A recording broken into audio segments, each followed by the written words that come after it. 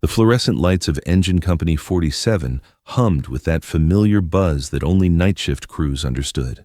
It was 11:42 p.m. on a Thursday in October, the kind of night where the rain hammered against the bay doors and the wind made the old building creak like a ship at sea. Maya Torres sat alone at the corner of the long wooden table in the break room, her untouched coffee growing cold. She was 28, though the dark circles under her eyes made her look older. She stood 5 feet 2 inches on a good day, weighed 112 pounds soaking wet, and moved with a perpetual hunch that made her seem even smaller. The other firefighters called her Mouse, not to her face, of course. They weren't that cruel, but she heard them. She always heard them. "Check out Mouse over there," whispered Jake Brennan, a 6-foot 4-inch wall of muscle with 15 years on the job. He leaned against the counter, coffee mug in hand, his voice carrying across the room. 3 months in, and she still can't carry the K-12 saw up too. Flights without stopping. How'd she pass the academy? Lieutenant Dan Reeves, the crew's second-in-command, chuckled. "Diversity hire. City's pushing quotas. You know how it is. She's gonna get someone killed," Jake muttered. "Or worse, herself." Maya heard every word. Her fingers tightened around her coffee mug, knuckles white. She didn't argue. She never argued. She had transferred here from a small volunteer department in rural Colorado, where the mountains ate weak people for breakfast. Her file said she had a degree in structural engineering. It didn't mention what she had learned from her father, a man who had spent 30 years crawling into collapsed mines to pull out the living and the dead. But no one had asked about her father. No one asked Maya anything. Captain Frank Morrison walked in, clipboard in hand. He was 55, graying at the temples, with the tired eyes of a man who had seen too much fire. He scanned the room. "Torres," Maya looked up. "You're on engine. Duty tonight. Brennan, Reeves, you're on truck. We've got a high-rise standby downtown. Weather's making the old buildings nervous." Jake groaned. "Captain, can't we swap the Mouse to standby? She's dead weight on the engine." Morrison paused. He looked at Maya. She was staring at her coffee, her shoulders slumped. "She's on engine," Morrison said flatly. "That's final." Jake rolled his eyes. Maya said nothing. She finished her cold coffee in silence. Somewhere in the back of her mind, a memory flickered. Her father's voice, rough from decades of mine dust. "The day will come when they'll need what only you can do. Be ready." Maya had been ready for 3 months. Tonight, the universe would finally ask. At 11:58 p.m., the tones dropped. The alarm blared through the station, a mechanical scream that killed all conversation. "Engine 47, Truck 47, Battalion 7. Reported structure collapse. 1847 Westbrook Avenue. Multiple victims trapped. Time out. 23:58. Maya's heart rate spiked, but her face remained blank. She moved with the others, pulling on her turnout gear with practiced efficiency. Her boots were already laced. Her gloves were already positioned. She was always ready. No one noticed. The engine roared out of the bay, Jake driving, Maya wedged in the back jump seat. The rain hammered the windshield like 1,000 tiny fists. "What do we got?" Jake shouted over the siren. Morrison was on the radio. His face went pale. "It's the Ridgecrest Apartments, 6-story brick, partial collapse on the north side. They're saying at least 30 residents unaccounted for." Maya's gut twisted. The Ridgecrest was a century-old building, pre-war construction, unreinforced masonry. In structural terms, it was a death trap, waiting for an excuse. The excuse had arrived. They pulled up to chaos. The north face of the building had pancaked. Floors 2 through 4 had collapsed into each other like a stack of playing cards. Dust and debris choked the air. Residents in pajamas huddled behind police tape, screaming names into the void. A woman broke through the line. She grabbed Morrison's arm. My son is in there. 4B. He's 6 years old. Please." Morrison gripped her shoulders. "Ma'am, we're going to do everything we can. What's his name?" Ethan Reyes. He's in the back bedroom. He was sleeping. Please. Morrison turned to his crew. His jaw was tight. "We've got a confirmed child victim. 4th floor. Unit 4B. North side. That's the collapse zone." Jake looked at the building.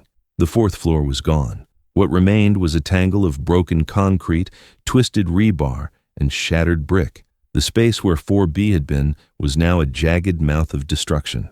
"Cap, that's a no-go." "Zone," Jake said. "If we send anyone in there, the rest of the building could come down on top of them." I know. So what do we do? Morrison stared at the wreckage. His silence was the answer. There was nothing they could do. 2 hours passed. The rain stopped. The rescue teams worked the perimeter of the collapse, pulling survivors from the edges, an elderly couple from 2C, a teenager from 3A. But the core of the debris pile, where Unit 4B had been, remained untouched. The search dogs had picked up a scent. Ethan was alive. Somewhere in that mountain of rubble, a 6-year-old boy was breathing, but no one could reach him.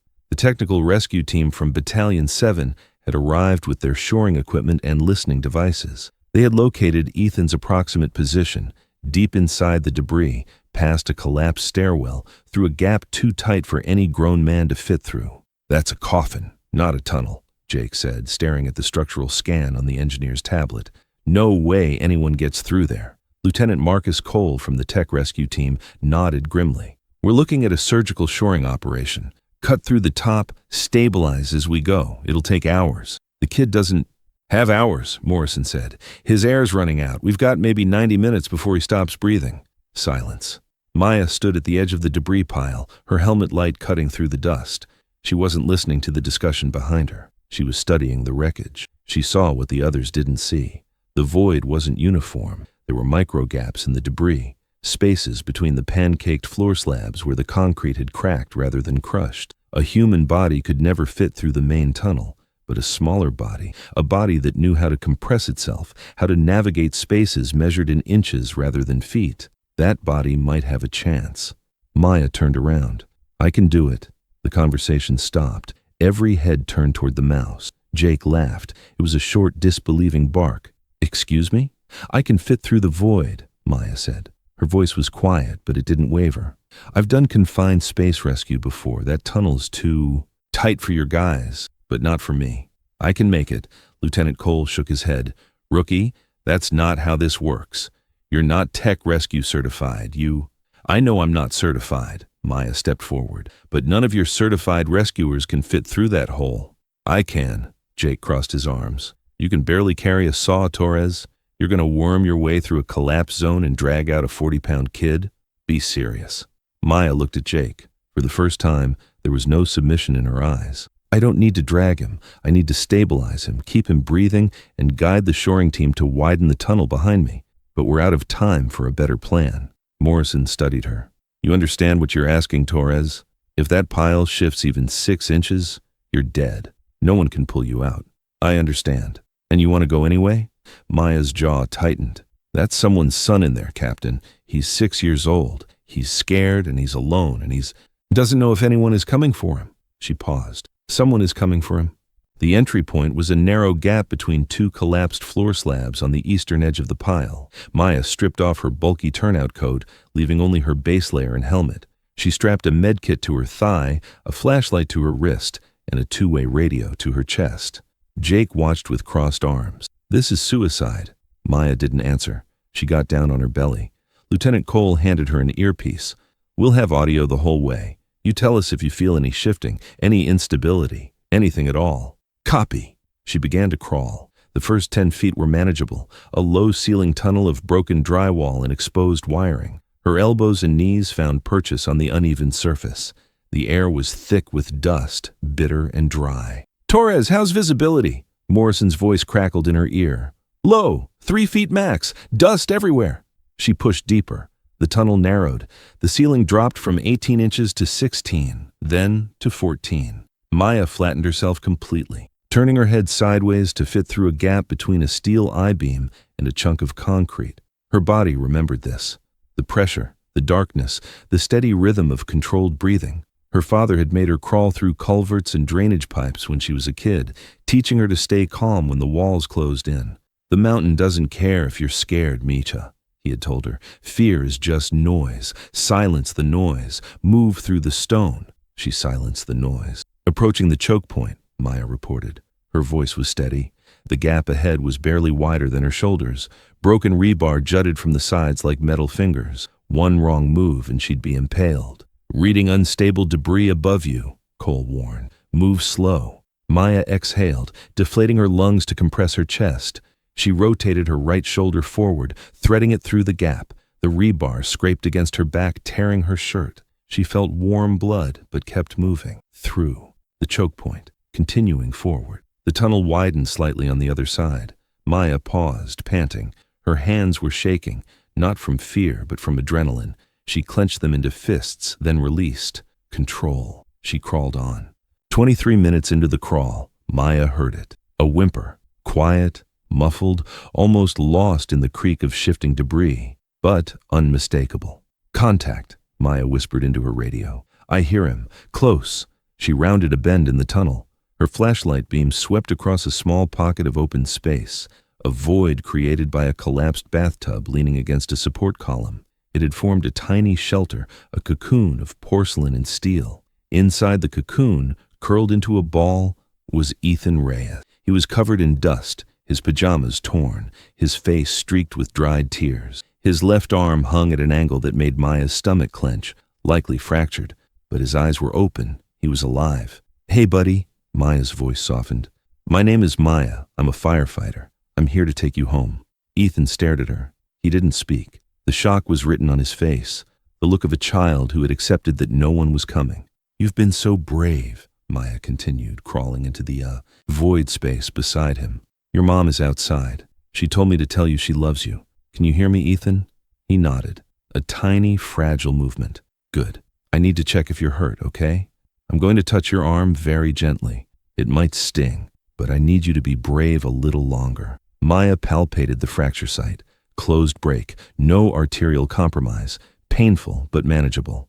You're doing great, Ethan. She keyed her radio. I have the victim. Conscious, alert. Closed fracture left radius. No life-threatening injuries. He's stable, but we need to widen this tunnel now. He can't fit through the choke point. Copy, Torres. Shoring team is starting breach from your entry point. Estimated time to you, 45 minutes. 45 minutes.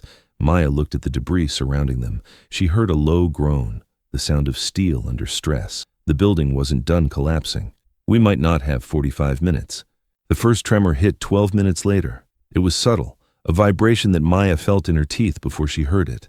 Dust rained from the ceiling. Pebbles bounced across the floor. Something deep in the structure groaned, a sound like a wounded animal. Ethan whimpered, clutching Maya's arm with his good hand. His small fingers dug into her skin. It's okay, Maya said, her voice deliberately calm. She had heard that groan before, in the Colorado mines, right before secondary collapses. Just the building settling. It's nothing.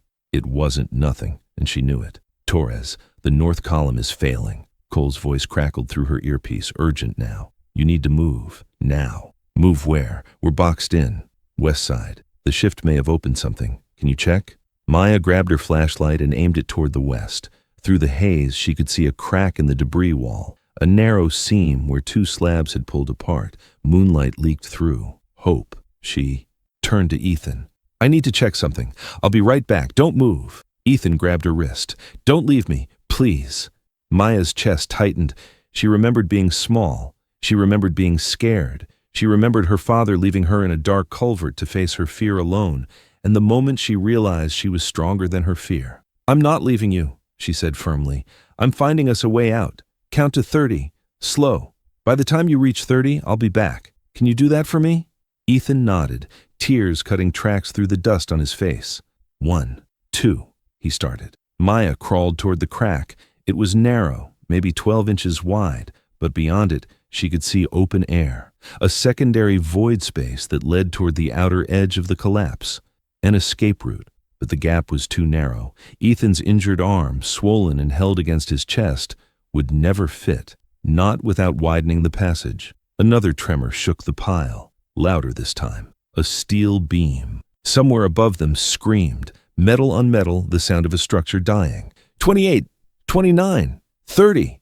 Ethan's voice echoed behind her. Maya made a decision. She crawled back to Ethan, who was still counting under his breath. You made it to 30. You're doing amazing. Did you find a way out? I found something, but I need to make it bigger. It's going to be loud for a minute. Can you be brave? Ethan's lower lip trembled, but he nodded. Maya pulled a small folding saw from her kit, a compact rescue tool her father had given her when she graduated from the academy. He had said, "Someday you'll be in a place where muscle won't matter, only tools and will." Today was that day. She returned to the gap. A section of wooden flooring had wedged into the crack, blocking the path. If she could cut through it, the gap would widen enough for Ethan. She began sawing. The sound was harsh, a grinding screech that echoed off the concrete walls. Dust billowed. The building groaned in response, as if angry at being disturbed. "Torres, what are you doing?" Cole's voice came through, sharp with concern. "Making a door," Maya grunted. "That's not protocol. Protocol says wait for shoring. Shoring takes 40 minutes. This building doesn't have 40 minutes. Cole went silent. He knew she was right. The wood splintered. Maya pulled the debris free, clearing the gap. She tested the width with her shoulders. 18 inches.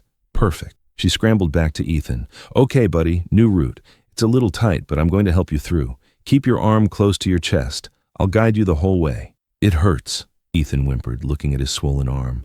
"I know it does, and I'm sorry, but we're almost out. Your mom is waiting on the other side. She told me to tell you something." "What?" Maya leaned close. "She said you're the bravest boy in the whole world." "And she's right." Ethan sniffled, but his shoulders straightened slightly.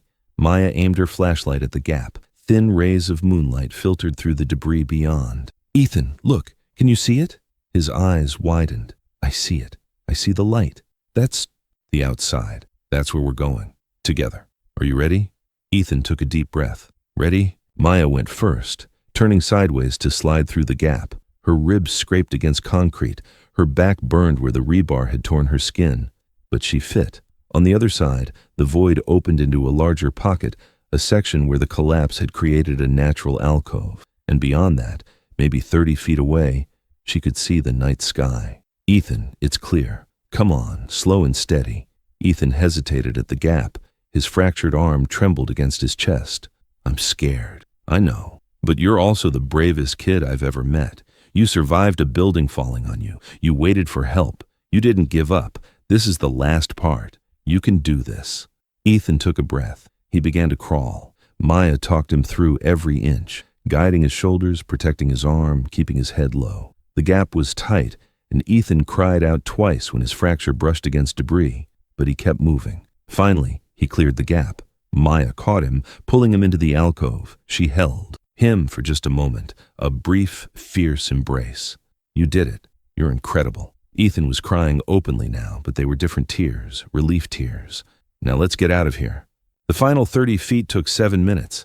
Maya moved in front, clearing debris, testing the floor for stability. Ethan followed behind, crawling with his one good arm, stopping when Maya told him to stop, moving when she said move. The moonlight grew brighter. The air grew fresher. Finally, Maya saw the edge. The debris pile ended abruptly, opening onto a cleared area where the technical rescue team had been staging equipment.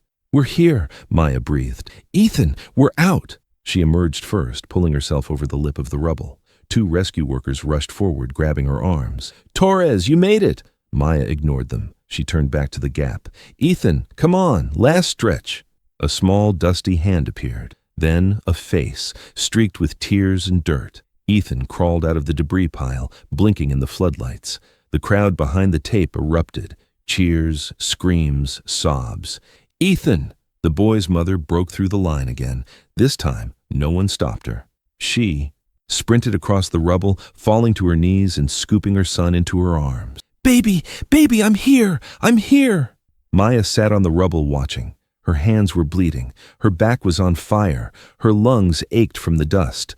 But she was smiling. The paramedics worked on Maya under the floodlights. 2nd-degree abrasions, multiple lacerations, mild hypothermia, nothing permanent.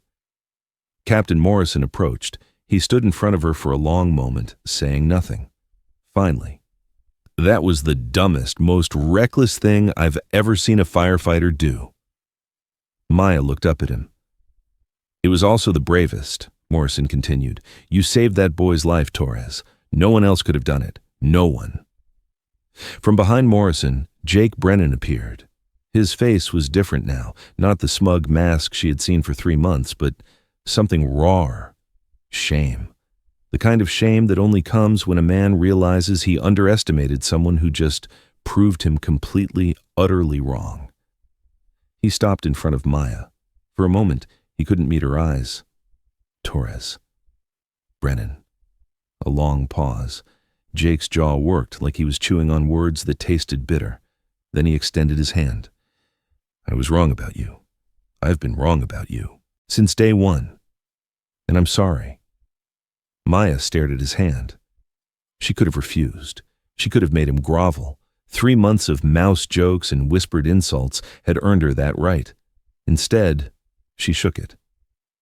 You weren't entirely wrong, Maya said quietly. I can't carry the K-12 saw up 2 flights without stopping. I'm still working on that. Jake laughed. A real laugh, not the mocking one she had heard so many times. Yeah, well, maybe strength isn't just about what you can carry. Maybe it's about where you're willing to go. Maybe. For the record, Jake added, his voice dropping, what you did in there, I couldn't have done that. None of us could. And that kid is alive because you were the one who showed up tonight, not any of us. Maya nodded slowly. She didn't need his validation, but she appreciated his honesty. Lieutenant Cole walked over, his tablet in hand. Torres, I need to debrief you on the tunnel traverse. That was some of the cleanest confined space navigation I've ever seen outside of specialized units. Where did you learn that? Maya thought of her father. The mines, the culverts, the nights spent crawling through darkness because the mountain didn't care about fear. My dad taught me, she said simply. Cole nodded. Well, whoever he was, he trained you well. We could use someone like you on the tech rescue team, if you're interested. Maya looked at the debris pile, now swarming with rescue workers clearing the secondary collapse. She looked at Ethan, being loaded into an ambulance, his mother still clutching his hand. I'm interested. Mrs. Reyes broke away from the ambulance and ran toward Maya. Before Maya could react, the woman had wrapped her arms around her. Thank you, she sobbed. Thank you for bringing my baby back. Maya froze. She wasn't used to hugs. She wasn't used to gratitude. Slowly, she raised her arms and returned the embrace. He brought himself back, Maya said softly.